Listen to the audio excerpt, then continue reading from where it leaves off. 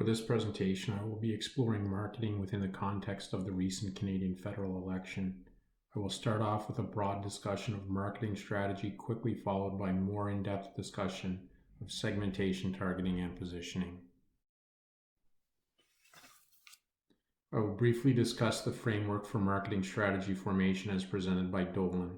This will establish the context for the overall discussion. I will then briefly touch on segmentation and targeting theory as presented by Gupta. Then I will delve into more detail for segmentation, targeting, and positioning.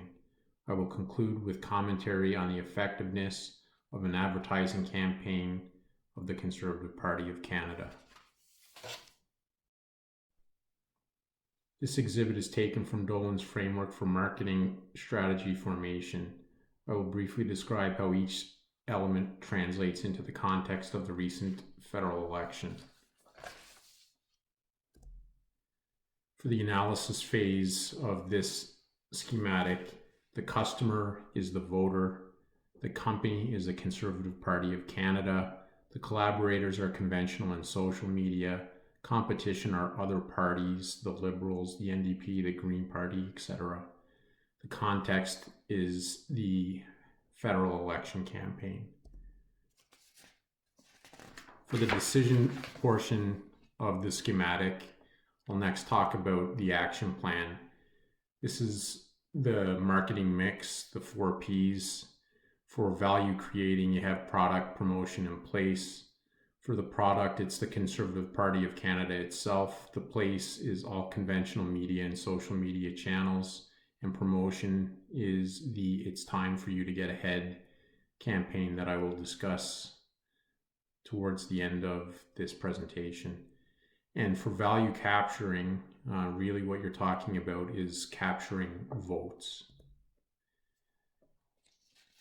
For the outcomes portion of the diagram, acquisition is really attraction, the initial attraction of voters. Retention is retaining your loyal voter base. The buy rate is equivalent to voter turnout, and really it's all about sales, getting those votes. And the last part that I'll talk about in greater detail is the actual segmentation, targeting, and positioning. This slide, taken from Gupta's segmentation and targeting, defines segmentation, targeting, and positioning. Segmentation is the process of grouping customers based on similar needs and then profiling each segment. Targeting is the process of assessing the attractiveness of each segment and then selecting the segments to target. Positioning is the process of defining the value proposition for target segments and then developing an action plan. We'll now go through each in detail. This normal distribution schematic is taken from Wikipedia. It will form the basis for my discussion of segmentation in the recent Canadian federal election. Percentage is the area under the curve. The width of each band, referred to as sigma or standard deviation, is relatively equal, but area under the curve varies greatly from the center to the extremities. 1 sigma or standard deviation from the origin or center in either direction is 34.1%. Total percentage plus or minus 1 sigma represents 68.2%. 2 sigma or standard deviations from the origin in either direction is 13.6%. Total percentage between 1 and 2 sigma represents double that, 27.2%. And the total percentage out to 2 sigma plus or minus 2 sigma is 95.4%. 3 sigma from the origin is in either direction is 2.1%. Total percentage between 2 and 3 sigma represents 4.2%. And the total percentage out to 3 sigma is 99.6%. For the sake of this discussion, anyone beyond 3 sigma is an outlier. An important point is that the Canadian public is a sufficiently large sample size that it defines its own normal. That is to say that the center of the political spectrum is defined by the Canadian population at any given point in time. This graphic depicts my representation of where each of the main political parties fits on the normal distribution or political spectrum. From left to right, you have the Green Party, the NDP, the Liberal Party, the Conservative Party, the Bloc Québécois, and the People's Party of Canada. This slide represents a snapshot in time of support for each of the main parties. The data comes from a Nanos poll published on the CTV News website on 16 October. At the time, the Green Party polled at 9.4%, the NDP at 18.8%, the Liberals at 31.9%, the Conservatives at 32.5%, the Bloc Québécois at 5.9%, and the People's Party of Canada at 1.1%. This slide presents the actual election results. It also clearly delineates the segmentation of the Canadian electorate at the time of the election. The Green Party received 6.5% of the vote, the NDP 15.9%, the Liberals 33.1%, the Conservatives 34.4%, the BQ 7.7%, and the People's Party of Canada 1.6%. Further breakdown of segmentation geographically or demographically is also possible, but this political spectrum segmentation suffices for my discussion.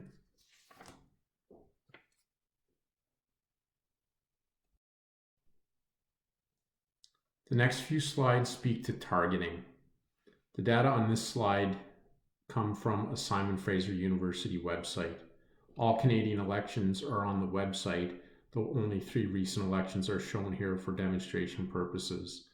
A number of years ago, during a random televised political commentary, a 40% of popular vote for a majority rule of thumb was identified. And looking at a sampling of 3 recent governments, those in 2006, 2008, and 2011, the rule of thumb proves accurate. 2006 and 2008 were Conservative minorities with 36.3% and 37.6% of the popular vote respectively, while 2011 was a Conservative majority with 39.6% of the popular vote. In fact, if you take the larger sampling of all Canadian federal elections, the 40% of popular vote rule of thumb proves remarkably accurate.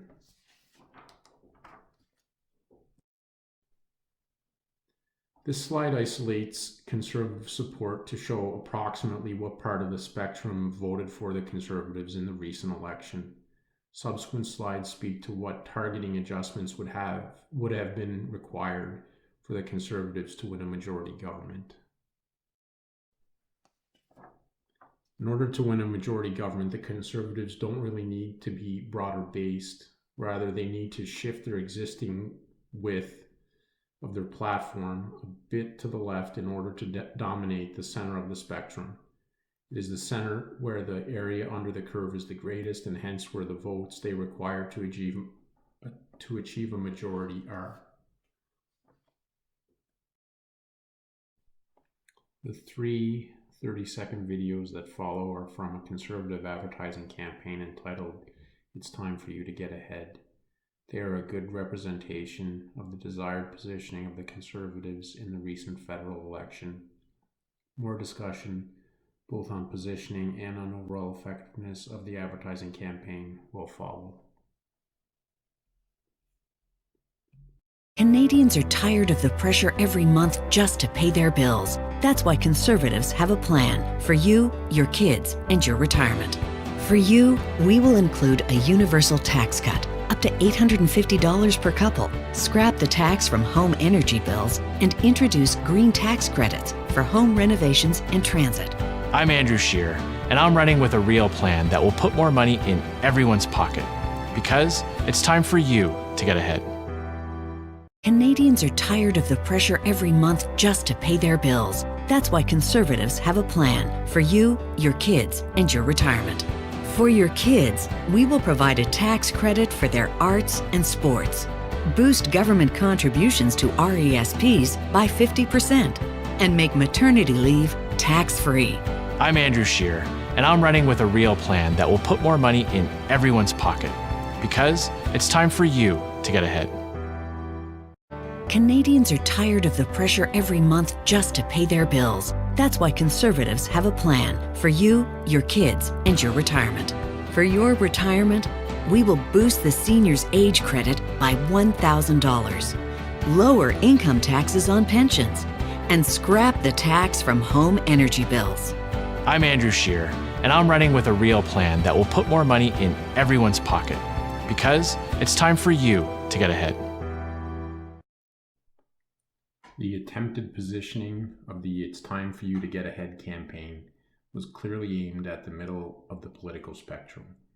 It was aimed at the middle class, specifically adult voters with children and aging parents, who are a secondary target of the desired positioning. If completely successful, this likely would have yielded the Conservatives a majority government. However, despite attempts to capture the middle of the political spectrum, Conservative leader Andrew Scheer was too far right on social issues, including his personal position on same-sex marriage and LGBTQ issues in general, and his personal position on abortion. This had the effect of dragging the party out of the sweet spot in the middle.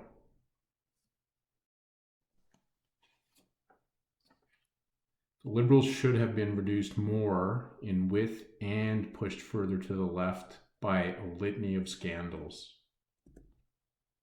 The Omar Khadr settlement, an ill-fated trip to India, the veterans are asking for too much speech in Edmonton, poor relations with China due to the arrest of Huawei's Meng Wanzhou, the SNC Lavalin affair, the Vice Admiral Norman affair, the brownface/blackface scandal, etc.